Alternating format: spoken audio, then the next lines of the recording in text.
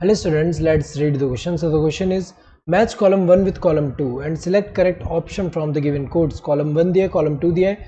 Match करके बताने की कौन सा ऑप्शन में करेक्ट दिया हुआ है. Match give the concept of new systematics.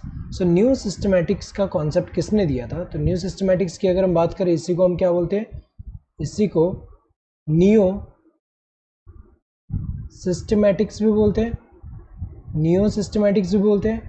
और न्यू सिस्टमैटिक्स दिया किसने? जूलियन हक्सले, इन्होंने दिया है.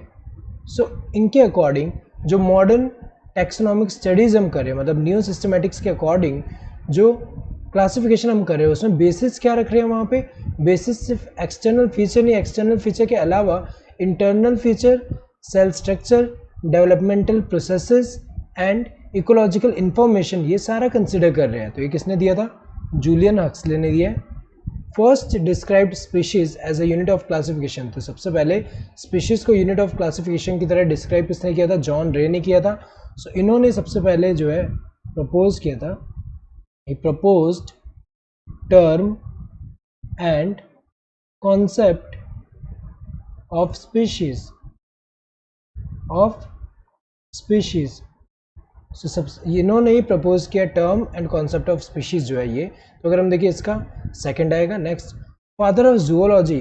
सो फादर ऑफ जूलॉजी हमें पता है कि एरिस्टोटल को बोलते हैं. सो इन्हीं को फादर ऑफ जूलॉजी भी बोलते हैं, फादर ऑफ ये बायोलॉजी भी बोलते हैं इन्हीं को. तो अगर देखा जाए इसका ये आएगा.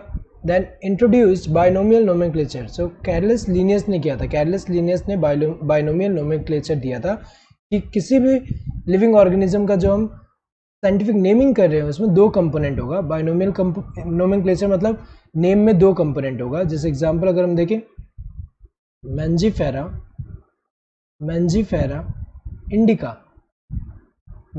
इंडिका.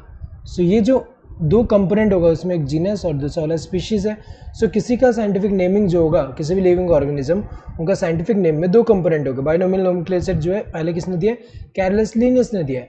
तो ए का क्या होगा? सेकंड. ए का सेकंड यहाँ इन दोनों में, बाकी दोनों में. यहाँ फर्स्ट एंड फोर्थ दिया तो गलत है. तो यहाँ पे बी का क्या होगा? 4. बी का 4 अगर हम देखें यहाँ पे 4 है, यहाँ थर्ड है, तो ये वाला गलत है.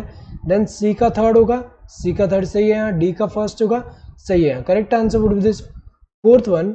Hope you understood the question. Thank you and all the best. ये जो फोर्थ वाला है ये करेक्ट है.